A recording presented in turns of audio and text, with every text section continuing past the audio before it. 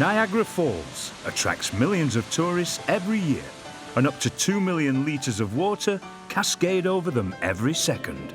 Now the Reds will be trailing their red, white and blue smoke directly over them. Niagara Falls sits in a national park that is on the border of Canada and US. So when you're trying to coordinate air traffic control, it's not one country you're dealing with now, but it's two, with different procedures and different expectations.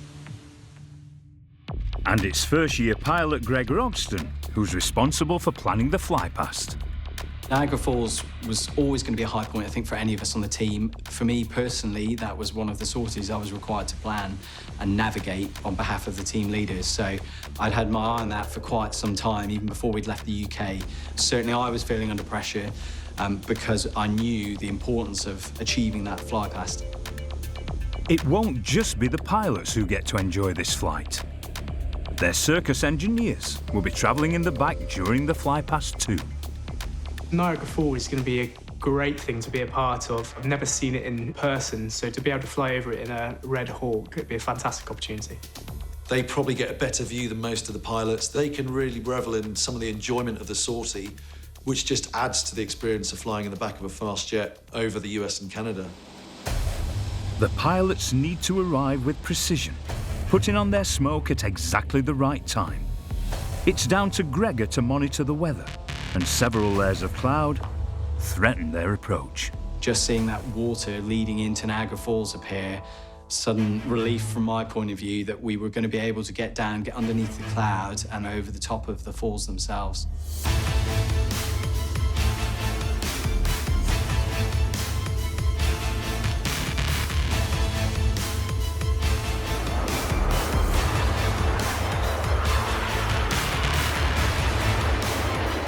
It's a perfect backdrop for a fly past, and we managed to put on the red, white and blue at exactly the right time.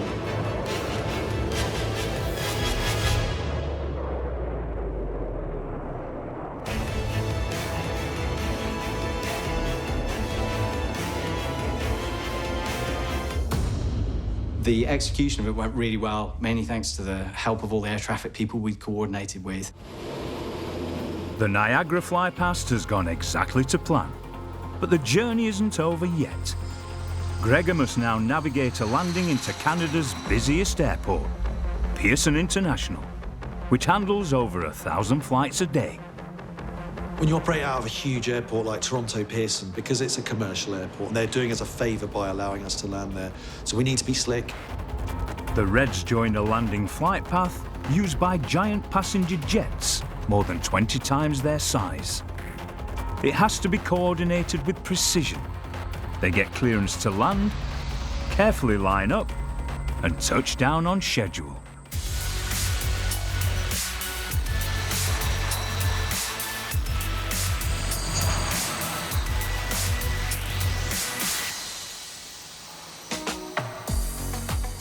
That was pretty epic. I mean, Matt was obviously being able to look out the window. I'm just looking at the boss, but you seemed pretty happy with it, didn't you? Yeah, it was incredible. Like, one of the best experiences of my life flying over there. Absolutely amazing. Really honoured to be part of that and just to be a little bit part of history, really.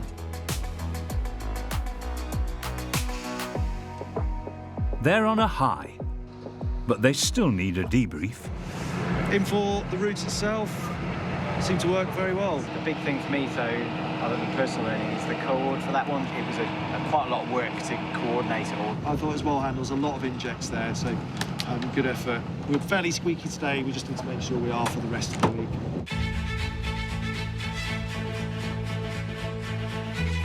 Toronto, Canada's largest city, sits on the shore of Lake Ontario. It's a metropolis of soaring skyscrapers, including one of the world's tallest structures, the CN Tower. In less than 24 hours, the Reds will stage a fly past and practice their display over this distinctive shoreline. The CN Tower, which, whilst it will make for some great shots, it does come with challenges of how you're allowed to fly around it. But the pressure doesn't end there. Another world-class aerobatic team will be joining them. And in a big break with tradition, they'll have a passenger on board. A man who's flown further, faster and higher than almost any other pilot in history. We don't take anyone flying with us lightly. It just isn't done unless there's a very good reason for it. it was quite clear that this was a very important person. There's a lot at stake. The Red Arrows are taking America. Now 4 weeks into their mammoth tour, they're about to fly over Toronto with a special guest on board. Canadian astronaut Chris Hadfield became world famous after his stint as commander of the International Space Station. He's now preparing for a very different type of flight, in the back seat of a Red Arrows Hawk jet. And it's making the news. Participating in this year's show, Mr. Chris Hadfield. Hello, sir. It's a pleasure to see you. It's a delight to be here and a wonderful treat to be able to fly with the Red Arrows. What a dream come true. It's got to be an honor for you guys to fly with a gentleman like this who's got such a distinguished career in aviation. It absolutely is. It's an incredible honor. We're so pleased that we could do this. It doesn't get more inspirational than this. When we met Chris Hadfield, the fighter pilot who became an astronaut for over 20 years, instantly the pressure's on. We want to show him what we can do. He might have walked in space, but he still has to go through all the safety checks before he's allowed to fly in the back seat. Relatively healthy today, should be all right. First, he needs to get kitted up in essential survival gear. A protective helmet and oxygen mask. You get the real work. That's all right. We just met. And a special G-suit to stop him blacking out during high-speed maneuvers. To meet somebody who's been to space is just absolutely out of this world. I suppose it's quite a personal thing, fitting up to somebody. You always have a bit of chat with them. You look good. I'm a mess. All this stuff. And despite getting a NASA checkup every year, he still needs an assessment by the Reds medical team. So all we need to do is just check your measurements. Put your arms out straight with your knuckles closed, that'd be great. Before a final safety briefing. I don't know what the handles look like in this ejection seat. They'll show me. They'll show you, yeah, so it's yellow and black and it just So it's just a center? Yeah, like exactly that. One of the biggest raison d'etres for our team is to inspire a younger generation, and you don't get more inspiring, I think, than an astronaut. And it's going to get even better. Chris and the Red Arrows are going to be joined by their Canadian Air Force counterparts, the Snowbirds, in an extraordinary 18-jet formation. Quite a monumental task to undertake. 2 military formation display teams flying 18 jets over Toronto. Like the Reds, they fly 9 jets, and all are elite pilots with frontline military experience.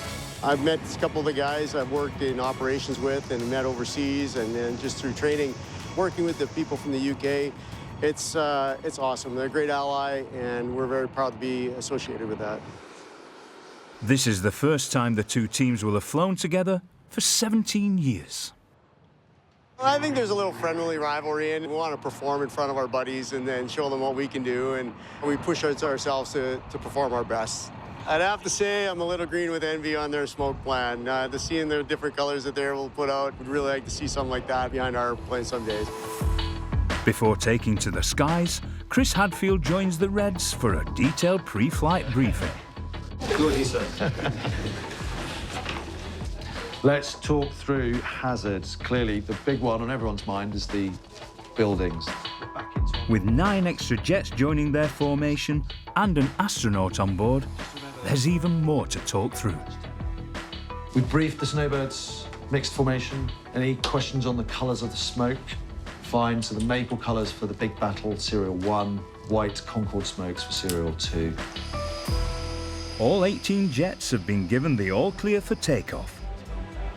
It's time for Chris to strap in and buckle up for the ride. The last time he took a photo of the Snowbirds was in 2013, from on board the International Space Station, 370 kilometers above Earth. Today, he gets a much closer view. A joint flight past with 2 display teams doesn't just happen. I talk to the formation leader. He's putting his trust in me that we're going to be in the right place at the right time. Both teams complete an epic formation flight over Lake Ontario.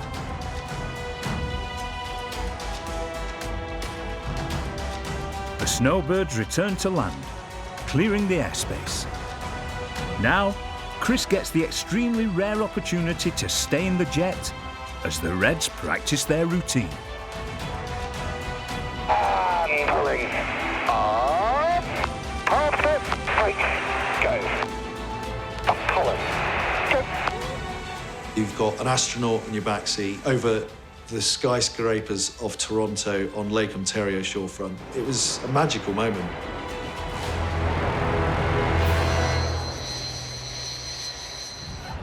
That was fun. What a ride.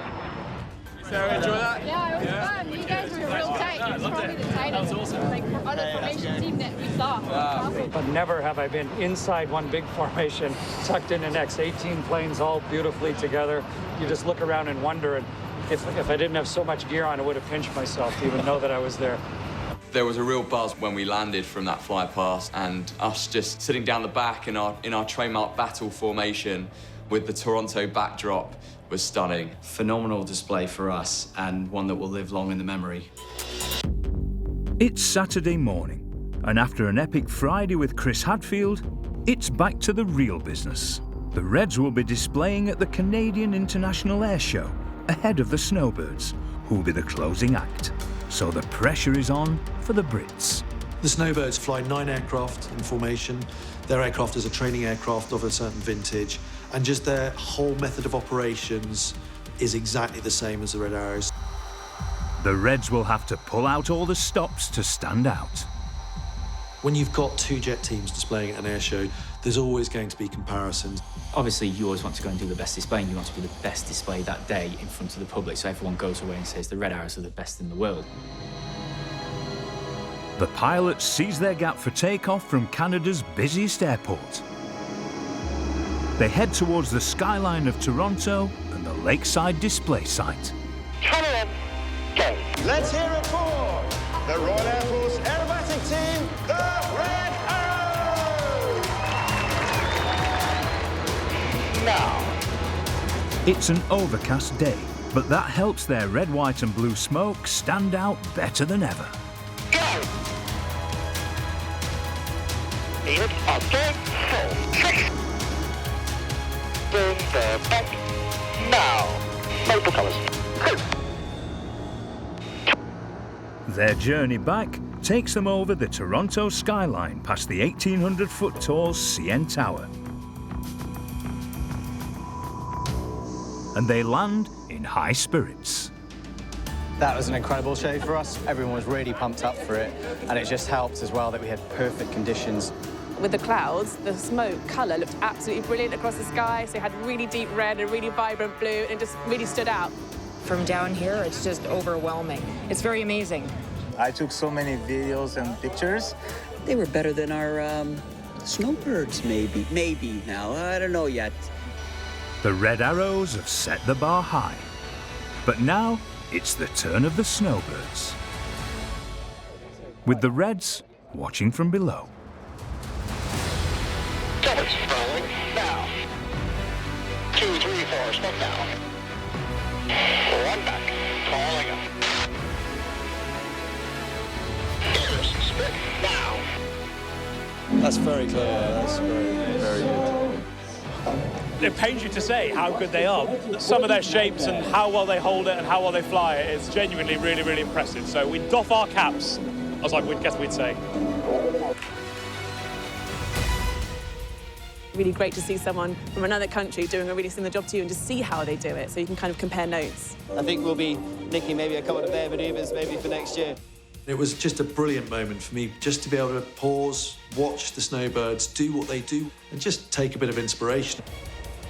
There's plenty of respect, and the feeling is mutual when the two teams get to spend some time together at a reception that night.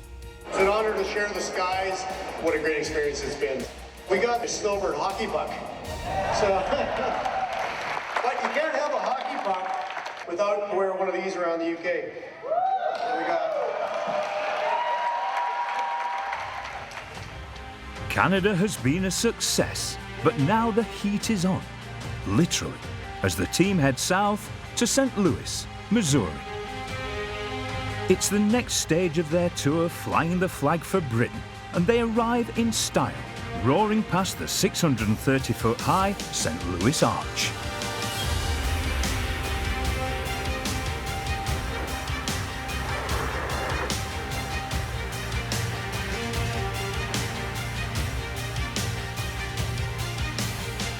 But the temperatures are going to push the team and their jets to the limit. Yeah, this is definitely the highest place we've been so far. I'm pretty drenched right now in sweat, but yeah, it's definitely the most humid we've been to as well. I think that's probably going to be a theme to come now. I think it's only going to get hotter. It's 33 degrees Celsius on the tarmac. That's 91 Fahrenheit. And in 70% humidity, it feels even hotter. For the engineers maintaining the aircraft, it's getting really difficult. We started off, obviously, in Canada and then worked our way down, so it's been gradual. This is the hottest we've had it, though. I'm from Manchester. This is killing me. Medic Andy is on hand in case of emergency. There you go. So, is you just on your own? Do you want another one? No, I'm just on my own. Okay. No, thank you. Sweet. All right, no worries. See you in a little while. Cheers. I need to keep an eye on everyone because everyone will be focused on their main jobs, their primary roles. So I need to make sure that they're kept out of the heat as much as possible. A little bit difficult here. Make sure they're hydrated and there's no signs and symptoms of heat exhaustion, etc., lack of concentration. And it's even worse for the dive team, wrapped up in their protective suits. I've been in it for about 5 minutes and I am very hot. We'll probably stop, we'll do half the jets and then we'll stop, take them off, have a bit of a breather. Red zone! Nothing gets in, nothing gets out, so it's very hot in here. The pilots are also bracing themselves for the temperatures because it could affect how their jets perform. In high humidity and in high temperatures, the jet is simply not going to perform as well, just like a car. The higher the temperature, the less performance you have. We have to be really careful when we go into our manoeuvres to allow just that extra bit of safety margin so that we cater for that heat. And there's another element of tomorrow's display that requires special planning. Flying alongside the Reds will be a World War II Spitfire. A little bit of British aviation history together with the Reds and the Spitfire. So that should be a real spectacle. We're doing that just before we display, so it should be pretty action-packed to start the weekend. The iconic aircraft was among hundreds of Spitfires which provided air support during the D-Day landings. It's now proudly on show at the Dakota Territory Air Museum, and pilot Warren Peach gets the honor of flying it. It was built in March of 1944. It flew 74 missions in World War II. It's iconic. It's the pride of a nation. The United Kingdom's still very proud of the Spitfire. They should be. The Spitfire will join the Reds at the start of their show. Timing will be everything. When you've got another new pilot there flying a Spitfire, the planning required just takes on an exponential stage. We need to talk about speeds. It's slow. We need to slow down. And we need to think about what we're going to do if he can't rejoin us. Hope I don't screw up. You know, I don't want to make a mistake, but... The day of the air show has arrived. The pilots climb into their jets at the last possible minute. As you shut the canopy, you're pretty much in a greenhouse until the engine's up at full power. Until you're in the air and the conditioning's not getting you cool, and you're then getting hotter and hotter. In scorching heat, they're about to perform their first ever display in the skies of St. Louis. Really high temperatures, and the humidity just makes everyone tired. And with a vintage plane alongside them, there's no room for error. As the Red Arrow's North American tour takes them further south, the temperature is rising. They're facing sweltering conditions during their first ever appearance at the Spirit of St. Louis Air Show. In high humidity and extreme heat, the pilots are preparing to take off. The heat definitely affected me. I'm a Yorkshireman, and you can see by my complexion, I'm not made for the heat. I prefer to be really cold. Once in the air, they prepare for a special opening formation, joined by the World War II Spitfire. The Reds get into position. They need to keep a close eye on their speed to allow the 75-year-old fighter to keep up.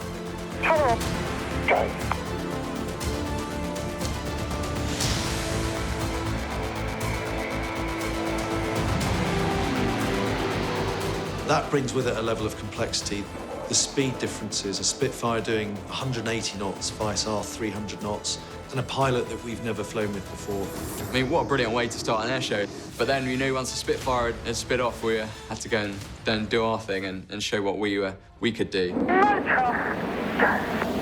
609.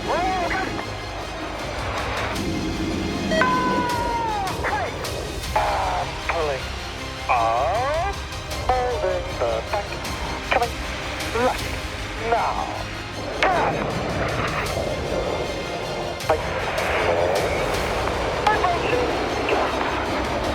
Stars and stripes, go.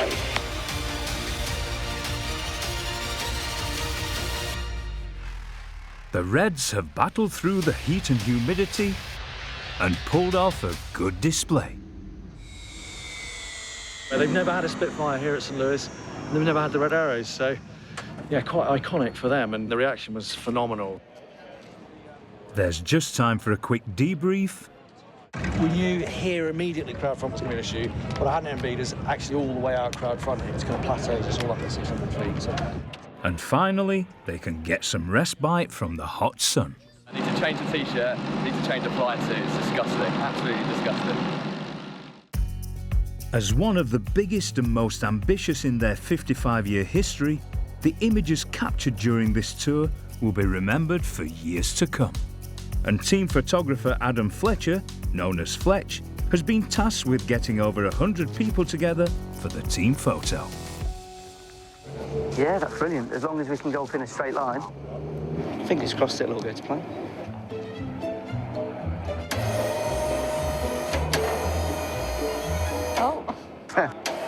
Oh, it's a bit more tilted than I was imagining. It's not the smoothest of starts. There we go, that's nice and flat. That's it, if we can stop at that level. And now there's another problem. Oh no, all this smoke is going to affect my photo. That jet needs to come this way slightly. Getting everyone together and getting the shot of the tour is not proving easy. We try, it's like herding cats. Careful for the ropes, please. Finally, it's job done. That looks all right.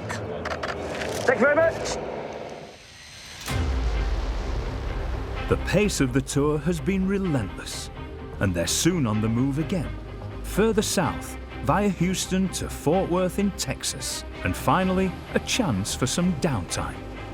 Fort Worth marked about the midway point of the tour, and I think people were starting to get a little tired. We'd been on the go constantly, and I think people were really ready for a rest. With a 2-day gap in their schedule, it's a chance to hang up the red flying suits and enjoy a bit of team bonding on the ground. So, in temperatures now in the high 30s, they're heading to an authentic Texas rodeo. I can't come to a rodeo without a cowboy hat. It's really important that we just get up to something that can just completely de-stress us. It is very difficult to get away, and the only way to dislocate yourself from that is by getting off and doing the fun stuff. I've never seen anything like this before, so I don't think any of the boys have seen anything like this before either. So, yeah, a real good bit of Texas culture coming up for the next couple of hours. You know, you go right up when you go, it's not my first rodeo. This actually is my first rodeo. The brilliant thing is, after this, I can turn around and go, it's not my first rodeo. Love it. For us to, you know, relax, out of flying suits, social environment was really beneficial for the team.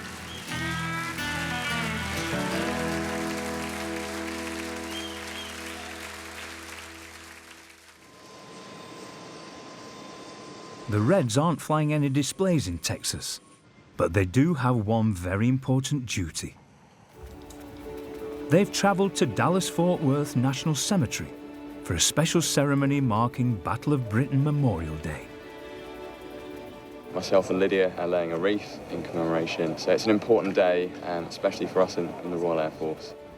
During that time, the RAF fighters were 3-1 against the Germans. Took a lot of guts. A whole lot. Almost 50,000 US service personnel are buried here. It's a poignant reminder of the shared sacrifice of two old allies. If you don't think of what happened in the past and the hardship the RAF suffered, the history could be repeated, and you don't want that. It's important to pass this on.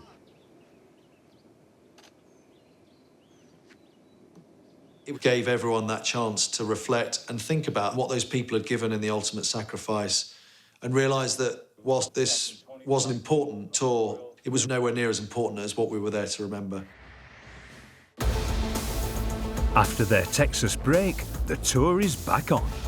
From Fort Worth, the Reds fly over cowboy country to Colorado Springs, before a short hop to Colorado's state capital, Denver, also known as the Mile High City.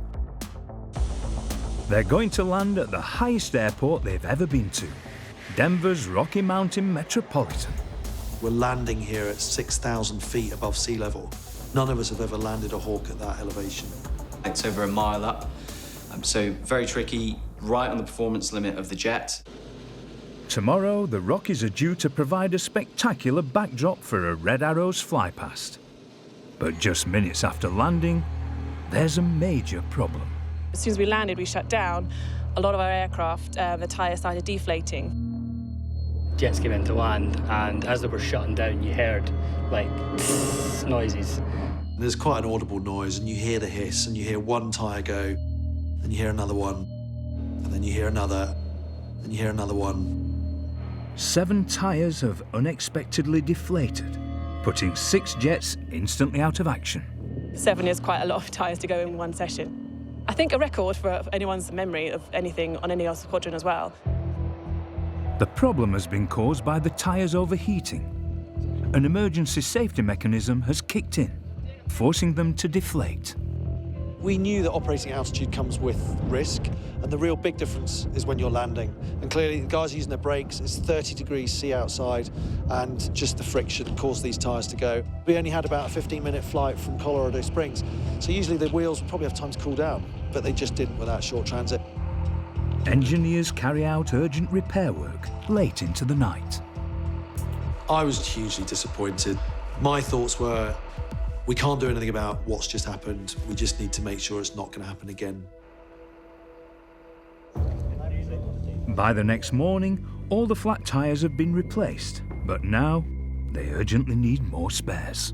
We're going to have to try and get more tyres out to us because we've pretty much exhausted a lot of our supply at the moment. We've only got 1 left at the moment. The A400M support plane is taking an advanced crew to get set up at their next location, Portland. Once it lands, it can bring back more spares to Denver. But there's another setback. As the giant aircraft comes into land at Portland, it suffers multiple bird strikes. There was a cascade of strikes on the aircraft. Most of the people on board will have noticed a succession of thuds all in one go. A whole flock of birds has hit the plane.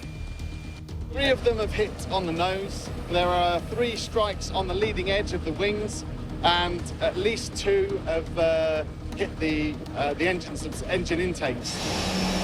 Oh, I can see it on the blades. When I heard about the A400 then suffering a bird strike on top of everything that had already happened, that was probably one of those moments where I thought, do we just need to stop for a day or two and regather again and work out what's the right thing to do here? With the support aircraft out of action, there's no quick way to get more spare wheels to Denver. To make matters worse, the A400M is also crucial for transporting the team and all their equipment around the States. It's a massive blow. I'm not a superstitious man, but it felt like we were slightly jinxed for those couple of days. The Reds now face a dilemma. Do they carry on with today's fly past with just 1 spare tyre? We can't afford for that to happen again because we just don't have the spares. So then you have to have that, discussion. It's like, do we cancel? The whole point of us travelling to Denver was to put on this display as a bespoke fly past, and here we were, possibly facing not being able to achieve that. The team comes up with a plan to help reduce the risk of more problems. We're getting straight to the runway, we get straight airborne, we leave the wheels down to cool for a little bit, and then just a whole bunch of procedures like that means that we hopefully don't have the same issue again. With a plan in place, they're going ahead with the fly past. regardless of the size of the audience. We are there for a reason. We are there to put on a Red Arrows display, and it mattered not whether there were 200 or 2 million people watching. We never want to cancel the show, we never want to let anyone down, because everyone deserves the same performance and they all expect a certain performance from the Red Arrows. They are committed. All the team on the ground can do is wait. We can only hope that was a one-off event. If they suffer another tyre issue, these aircraft will not be able to leave tomorrow. The 9 Hawk jets take to the sky. And on the ground, the invited guests gather to watch. Red, colour on, go. Reversing left, now. Holding the bank, now, tightening. Rolling, out.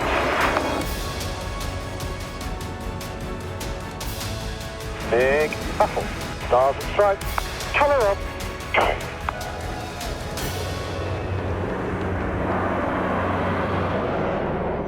That's us complete. We're going to go up to the northwest. So far, so good. The Reds make a careful landing, one jet at a time, leaving bigger gaps for stopping distance to protect the tyres as much as possible.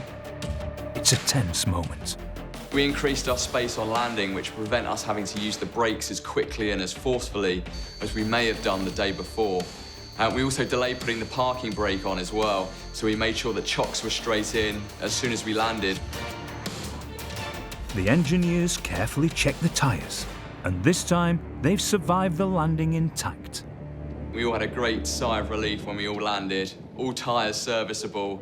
It proved that the mitigations put in place for us to go and do that fly past worked.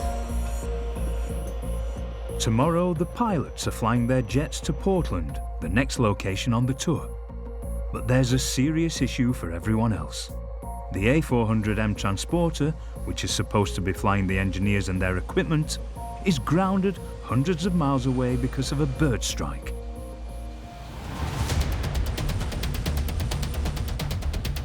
The team are forced to send all their vital kit by road on an epic 1,000-mile journey. But if the support aircraft can't be fixed, the rest of the tour faces an uncertain future. The Red Arrows are taking America. After major setbacks in Denver, they're now en route to Portland. Portland was the furthest west the team have ever been, and we knew that, and it was definitely a new terrain for us. The Reds land at Portland International Airport and are reunited with the A400M transport aircraft. 24 hours ago, it struck a flock of birds while landing here. Before it can fly again, engineers need to be sure there's no serious damage. There's a number of inspections that the aircraft has to go through before it can be released for any further flights. The aircraft has to be carefully checked over. If they discover any faults, it could have a drastic impact on the next stage of the tour. In the worst case scenario, it could even require an engine replacement, which obviously we don't have out here at the moment. The whole team is now feeling the effects of a difficult 48 hours. We'd had a really awkward couple of days with the A400 breaking down and the stuff that had gone on in Denver. And that's when I looked around all of my team and realised that we're probably working at a heightened fatigue level here, and Portland was a challenge. The Reds are headlining the Oregon International Air Show across the weekend and have been booked to perform 2 displays in front of 65,000 people. But this year, the show has been relocated from its normal venue, and the new site isn't suitable for the Hawks to land on. The airfield that we were based out of, the International Airport of Portland, was about an hour and a half to 2 hours driving time away from the airfield where the air show was being conducted. It was the getting to and from the show site that was always going to be difficult. It was going to be very challenging for us to just get the formation out safely. They need the weather to be on their side to and from the show. And it's also been several days since the Reds performed their full display. Adding to my woes was the knowledge that skill fades ever present, and I knew that the guys are feeling that. I knew that they were looking at the weather forecast for a particularly tricky couple of days, and they were worrying about their own performance, and that always just adds to that kind of heightened level of tension.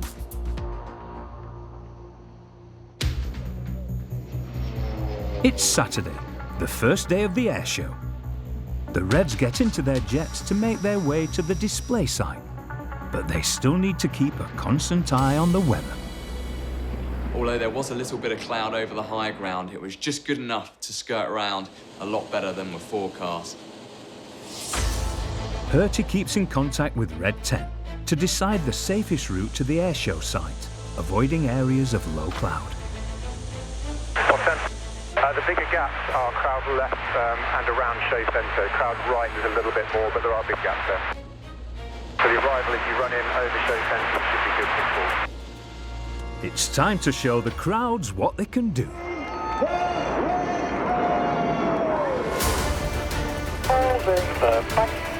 Now. 8 and 9. Roll, go!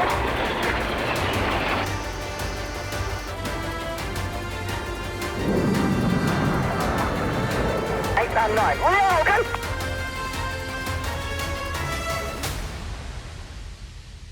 We put on a memorable show for them, one of our most westerly locations that the team had ever flown to, which is great to get a Red Arrows first in 55 seasons. That doesn't happen often now. So for us, we were particularly proud to achieve that, despite the challenges with the terrain and the weather that we encountered. The Reds return to the airport. Their display has gone well, but there are other problems still to resolve. The A400M support aircraft is undergoing further engine tests after the damaging bird strike. Several tons of essential equipment have to reach Vancouver on schedule if the Reds are to display there in a few days' time. And with the big transporter still not airworthy, time is running out. The decision is taken. The heavy pallets will have to go by road again. Our job is to move everything that the Red Arrows could possibly need around the world. And so it's been a long few weeks, and then we come across things like this where we have to adapt and overcome. We need to get that in as well. It's Sunday, and for day 2 of the air show, the weather is not looking good. Once again, it's down to Purty to decide whether it's safe to go ahead with the display. We've got an hour and a half until our display time, and we kind of have to display at that time. There's no potential to delay just because of the way the airspace is constructed. So, you know, I've got to make a call in the next 10 or 15 minutes. It's always on my shoulders as to whether what we're doing is safe, and that's what I've just got to remind myself. At the airshow site, it's also looking bleak. So there's bad weather between us and the airport. There's more rain on the way, there's more low cloud on the way. Weather updates from the ground at the airshow site help Purty make his decision. I'm in fairly constant communication with Red 1. He'll be talking to the Met man back at the operating base, and then it's really looking at the gaps in the cloud, whether it's feasible that we could get the 9 aircraft down through those gaps and safely do a display. So I've just spoken to Cos, who's down at the show site, and he said the weather's getting worse, it's not getting better. The show's off. It's a disappointment for everyone. There's definitely no chance of us flying today as well. I never take a weather decision lightly because I know that there's a paying audience who are absolutely desperate to see us fly in a new part of the world we've never been to, but we had to cancel the display. Ultimately, you know, safety overrules what we do, and we had to be safe that day. We just physically couldn't get the jets in there safely. This is the first display on the tour they've had to cancel. At the airshow site, it's down to Red 10 Adam Collins to break the news. Unfortunately, we've had to take the very difficult decision that we will be cancelling the Red Arrows performance today. There's lots of people who've heard about us, who've travelled a long way to see us. So having to pick up the microphone and announce to the people there that we weren't going to be able to put the display on was difficult. So a very difficult decision for us to take. I'm sure it's very disappointing for you all, but it's as equally disappointing for us. Anytime we cancel, it's deeply, deeply disappointing because we know we're letting people down, but we left it to the last possible moment, hoping that the weather would clear up, and unfortunately, it just didn't improve enough for us to put on that show. The challenges faced in Denver and Portland have put a huge strain on the team, and the tour is still far from over. The next 2 weeks will see them travel all the way down the West Coast.